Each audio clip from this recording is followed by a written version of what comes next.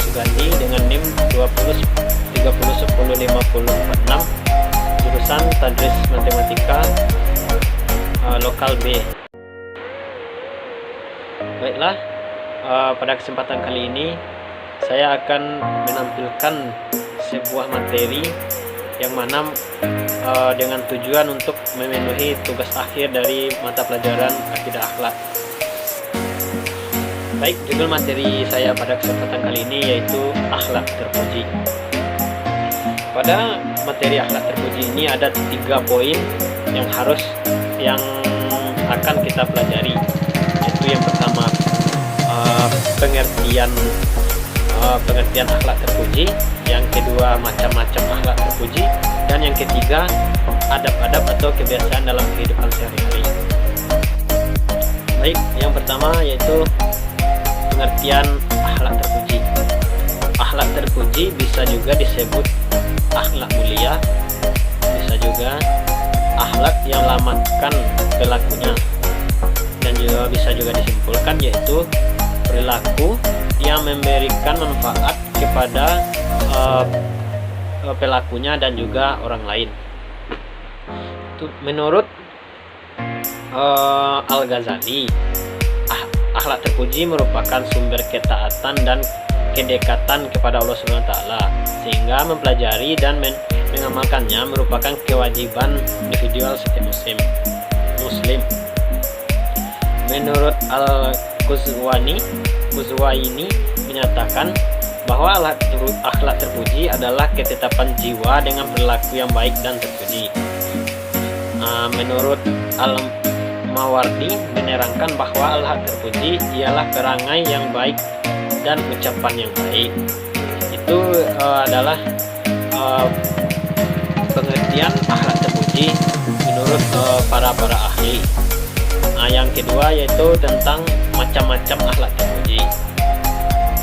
Jadi akhlak terpuji, macam-macam akhlak terpuji. Yang pertama ada akhlak terpuji kepada Allah Subhanahu wa taala, yaitu yang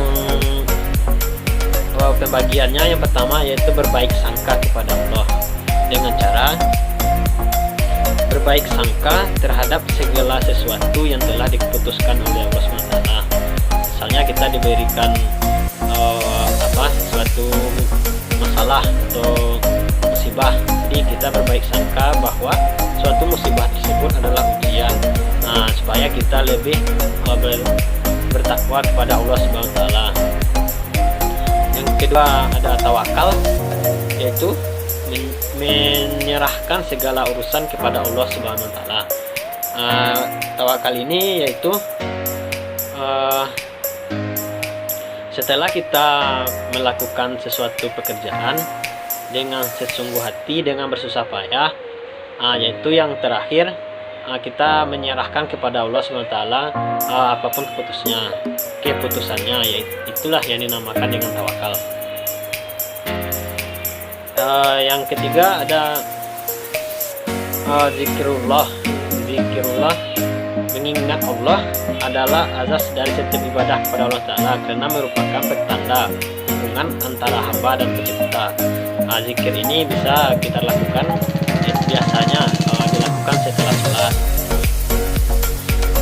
Yang macam-macam akhlak terpuji yang kedua yaitu akhlak terpuji pada diri sendiri, yaitu dengan sabar, bersyukur, menunaikan amanah, jujur, menepati janji, dan memelihara kesucian diri. Yang ketiga yaitu akhlak terpuji kepada keluarga, yaitu berbakti kepada orang tua dengan cara membantunya dalam mengerjakan urusan-urusan yang patut kita kerjakan, misalnya pekerjaan-pekerjaan seperti pekerjaan rumah. Bagi laki-laki bisa membantu ayah untuk menolong atau meringankan pekerjaan ayah dalam mencari nafkah di luar rumah, yaitu bersikap baik kepada saudara-saudara kita. Yang keempat ada akhlak terpuji kepada masyarakat, berbuat baik kepada tetangga, dan juga menolong orang lain. Yang terakhir yaitu akhlak terpuji kepada lingkungan, yaitu yaitu memelihara dan menyantuni binatang dan juga tumbuhan, tidak merusaknya. Itu beberapa macam-macam akhlak terpuji yang sangat baik atau sangat harus kita kerjakan dalam kehidupan kita sehari-hari. Yang ketiga, kita masuk kepada adab atau kebiasaan. Adab ada beberapa pembagian. Yang pertama yaitu adab dalam menelepon dan mengirimkan pesan kepada teman dan dosen. Yang pertama, hal yang harus kita lakukan terlebih dahulu yaitu mengecek nomor tujuan kita. Apakah nomor tujuan kita itu sudah benar orang yang kita mau tujui, atau bisa saja nanti kan kalau kurang teliti nomor yang kita tuju itu salah atau salah orangnya. Yang kedua, memilih waktu yang tepat untuk menghubungi yang akan kita hubungi itu, yaitu dengan memilih waktu yang tepat. Pilihlah jam-jam seperti jam istirahat, untuk menghindari larut-larut malam dan jam-jam kantor. Yang ketiga, tidak berpanjang lebar dalam pembicaraan. Mana tahu kan orang yang kita tuju itu sibuk, jadi dia terganggu atas kita saat menghubungi dia. Kelima, orang yang menelpon hendaklah memulai dengan salam, karena kita yang baru datang, yaitu kita sebagai tamu, jadi wajiblah memulai sesuatu pembicaraan itu dengan salam. Yang keenam, tidak menggunakan telepon orang lain kecuali telah meminta izin. Dimana apabila kita memakai nomor lain, orang yang kita tujui tidak tahu bahwa itu kita. Jadi orang yang kita tuju itu bisa saja selanjutnya tidak menggunakan telepon untuk tujuan yang bertentangan dengan tujuan telepon. Itu bisa saja dengan menggunakannya untuk mencari aib muslim atau melecehkan kehormatan mereka. Selanjutnya yaitu adab bersin. Adab bersin, Imam Ibnul Qayyim berkata, ketika orang yang bersin telah mendapatkan nikmat dan manfaat dengan bersinnya, yaitu dengan keluarnya cairan yang menyumbat di rongga hidung, yang kalau tetap berada di dalamnya niscaya akan menimbulkan berbagai penyakit yang menyulitkan baginya.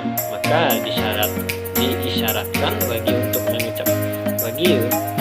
mengucapkan alhamdulillah atas nikmat ini, di mana anggota-anggota badannya tetap dalam keadaan nyaman dan sesuai dengan bentuk fungsinya, serta kegoncangannya tersebut bagi badan itu bagaikan gempa bumi.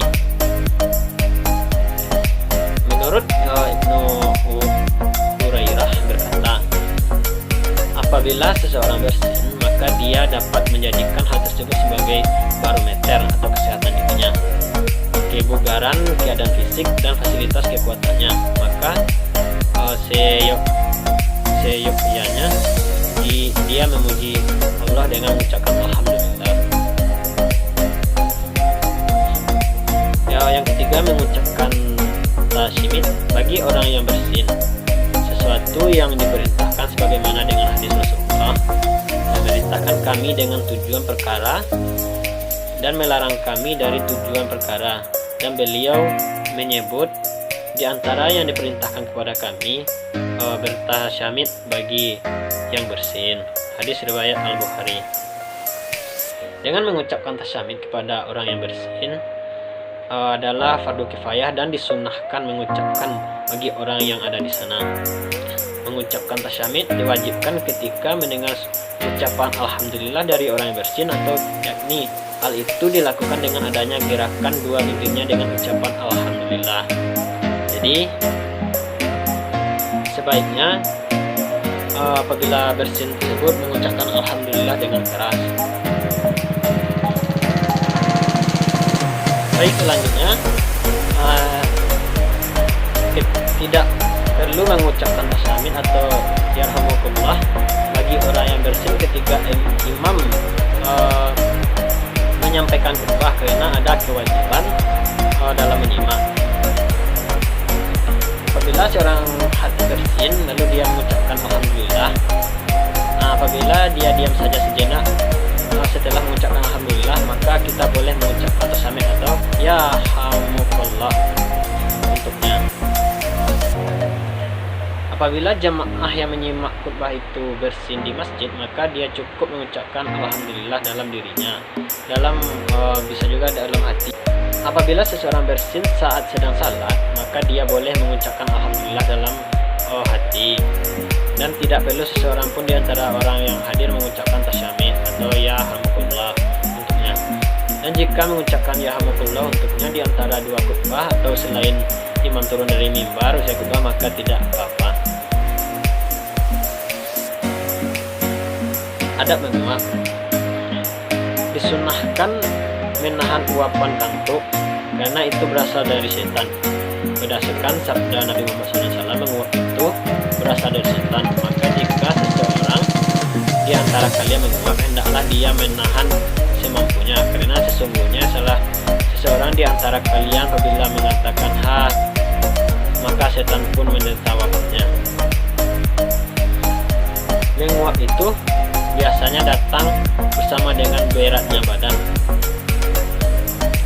tambun atau rasa santai, dan kecenderungan malas. Maka di antara perkara yang dapat membantu melawan rasa kantuk adalah mengurangi porsi makan dan minum. Apabila seseorang tidak bisa menahannya, maka hendaklah dia menahannya dengan kainnya atau tangannya, atau bisa juga dengan menutup mulut. Banyak orang yang melakukan kekeliruan saat menguap, yaitu mengucapkan na'udzubillahi minasyaiton, padahal tidak disyaratkan oleh Nabi Muhammad SAW. Sesungguhnya setan dapat masuk ke rongga orang yang menguap. Tak menguap disyaratkan sekali untuk menutup mulut, bisa dengan tangan atau dengan kain. Selanjutnya menahan suara nguap. Baik, kita masuk kepada adab-adab bersendawa. Sendawa adalah keluarnya suara sebagai hasil dari rasa kenyang, dan biasanya disertai keluarnya bau sedap. Nabi Muhammad SAW bersabda, "Tahanlah sendawamu dari kami, karena sesungguhnya orang yang paling banyak kenyangnya di antara kami di dunia adalah orang yang paling panjang laparnya pada hari kiamat." Hadis riwayat Tirmizi dan Ibnu Majah. Jadi apabila bersendawa, hendaklah kita menahan suara sendawa kita tersebut.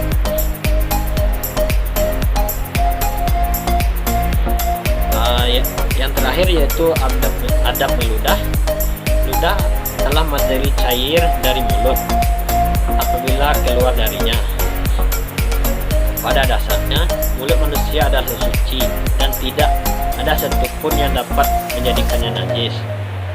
Jadi air ludah kita tersebut tidaklah najis, tetapi kalau pada saat kita meludah ada kelihatan dari orang lain, yaitu sangat kotor kelihatannya. Jadi pada saat meludah itu hendaklah perhatikan sekitar, hindari dari orang banyak, yaitu hendaklah meludah ke sebelah kiri. Itulah penyampaian materi dari saya. Apabila salah kata saya mohon maaf. Wabillahi taufiq wal hidayah. Wassalamualaikum warahmatullahi wabarakatuh.